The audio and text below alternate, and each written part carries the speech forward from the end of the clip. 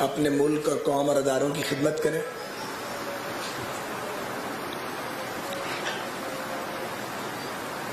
اس بار ظاہر ہے وقت ذرا کم ہے کیونکہ ڈیوریشن کم رہ گیا ہے، تو ہماری کوشش یہ ہوگی کہ جو اسٹرکچرل ریفارمز ہیں ان کی طرف فوکس کریں اور جہاں جہاں خرابی ہے اس کو ریکور کرنے کی، ڈیمیج کنٹرول کرنے کی کوشش کریں. مجھ پر پاکستان ریلویز کی اور سول ایویشن کی ذمہ داری ہے. الحمدللہ ریلویز کا انجن ہم نے سٹارٹ کر دیا ہے. چند دن تک پوری طرح ادارہ فعال ہو جائے گا انشاءاللہ تعالی. جہاں تک سول ایویشن کا تعلق ہے اس کی جانکاری میں لے رہا ہوں. ابھی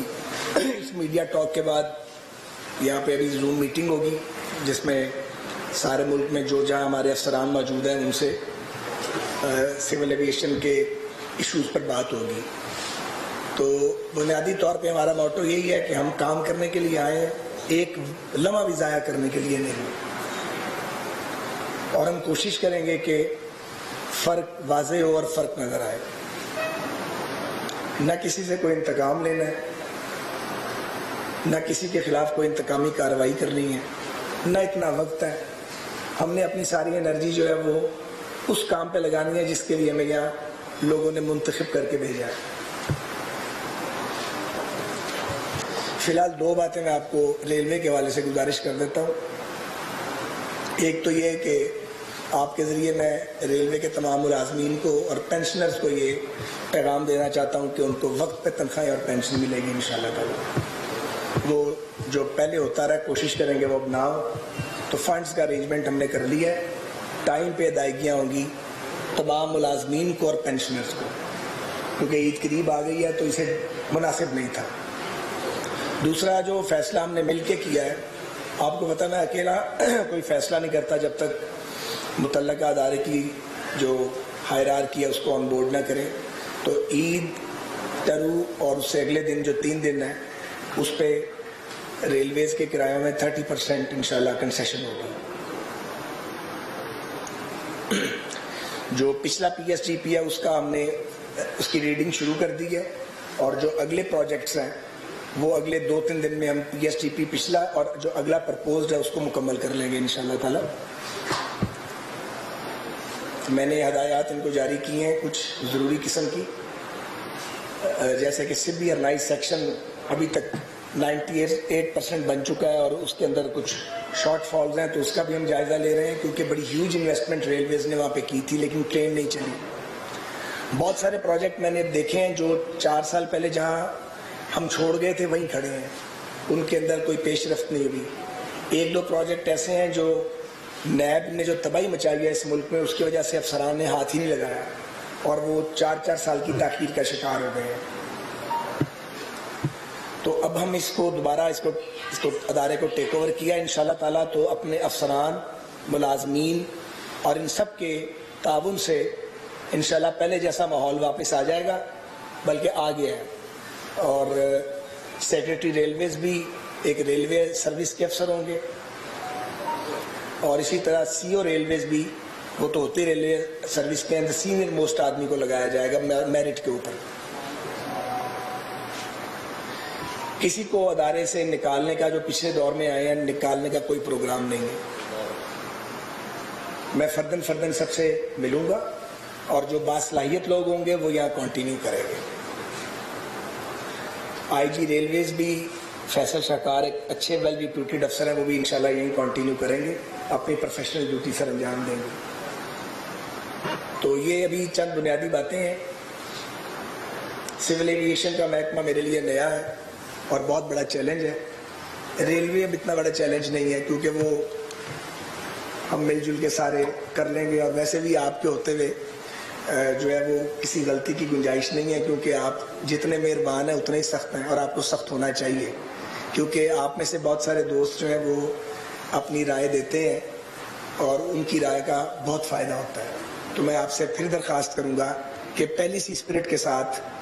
آپ دوست جو ریلوے کے بیٹ رپورٹر ہیں اور ریلوے کو آپ سے زیادہ کوئی نہیں جانتا، آپ اپنی ان پٹ دیتے رہیں. بس میری یہ درخواست ہوگی کہ جب آپ کوئی مائنڈ میک اپ کریں تو اس سے پہلے ہماری رائے ضرور سن لیں، فیصلہ آپ کریں، لیکن ہماری رائے لے لیں، ہو سکتا ہے انفارمیشن درست ہو سکتا ہے انفارمیشن درست نہ ہو، تو ہم آپ سے پورا تعاون کریں گے انشاءاللہ تعالی، اور پاکستان ریلوے کو واپس ٹریک پہ لائیں گے۔ اور اسی طرح ابھی پی آئی اے کے معاملات سامنے آنے والے ہیں، ابھی اس پریس کانفرنس کے بعد ایک کمپریہنسو زوم پہ میٹنگ ہوگی جس میں چیزیں سامنے آئیں گی، کچھ چیزیں سامنے آنا شروع ہو گئی ہیں، تو انشاءاللہ تعالیٰ پھر اس پہ بھی معاملات جب سامنے آ جائیں گے تو اپنی رائے آپ کے سامنے رکھیں گے۔ آپ جانتے ہیں کہ ریلوے ہیڈ کوارٹرز میں میں ماضی میں کبھی سیاست پہ بات نہیں کرتا تھا، آپ سوال بھی کرتے تھے تو میں اس کو ٹال دیتا تھا، میں اب بھی ایسا ہی کرنا چاہ رہا ہوں، لیکن حالات بدل گئے ہیں اور ہمیں کچھ نہ کچھ تو کہنا ہے، کیونکہ کچھ بھی نہیں اگر کہیں گے تو ایک ون وے نیریٹو جو ہے وہ چلتا جائے گا، اس لیے یہ مجبوری سمجھیں کہ کچھ بات مجھے سیاست پہ بھی کرنی ہے، اگر آپ مجھے اجازت دیں تو۔ اجازت ہے آپ؟ بہت مہربانی۔ اور گزارش یہ ہے کہ ایک آدمی کو اس کی نالائکی، نہ تجربہ کاری، نہ اہلی، منتقم مزاجی، بیڈ گورننس اور ایروگنس، تکبر، اس کی بنیاد پہ نکالا گیا، اور نکالنے کا سہرا ان کو موصوف کو 17 اراکین ہیں جو الائز کے ان کے، اور 20 جو ان کے ساتھی تھے جنہوں نے ریبیل کیا ان کی حرکتوں سے، ان کے سر ہیں، یہ کل 37 لوگ ہیں، 37، یہ سارے کے سارے پاکستانی ہیں ٹھیٹ، اور یہ سارے نون لوگ ہیں، اور یہ سارے وہ لوگ ہیں جو کئی بار پاکستان کی اسمبلیوں میں اور اداروں میں الیکٹ ہوتے رہے ہیں، ان میں سے کوئی غیر ملکی نہیں ہے، یہ سب پاکستانی ہیں۔ اگر عمران خان صاحب بیہیو کرتے، اور سب سے بڑی جو انہیں بیماری لاحق ہے تکبر کی، وہ یہ سمجھتے ہیں کہ وہ عقل کل ہیں اور باقی سارے بے وقوف ہیں، اور آتا جاتا موصوف کو ککھ نہیں ہے سوائے بد زبانی کے، تو اگر وہ لوگوں سے پیار کا برتاؤ اپنے ساتھیوں سے کرتے اور ریاستی معاملات کو سنجیدگی سے چلاتے تو حکومت کر رہے ہوتے، ہمیں عدم اعتماد لانے کی کیا ضرورت تھی، ہمارے تو نمبر ہی پورے نہیں تھے۔ تو ایک طرف انہوں نے اپوزیشن کو پیس ڈالا، انتقام کی چکی میں پیسا، سول سرونٹس کو کام نہیں کرنے دیا، ان پر نیب چڑھا دی، اور ہم پر بھی نیب چڑھا دی، اور اب دوسری بار ہمیں جیلوں میں ڈلوانا چاہتے تھے، اور چاہتے تھے کہ مرضی کے جج آ جائیں، مرضی کی عدالتیں ہوں، اور یہ سارے جو ہیں یہ جیلوں میں چلے جائیں، یہی تھا نا موٹو، اور کیا تھا ان کا؟ مجھے آپ یہ بتائیں 22 کروڑ کا ملک جو ایک نیوکلیئر سٹیٹ ہے، وہ انتقام کی بنیاد پہ چل سکتا ہے؟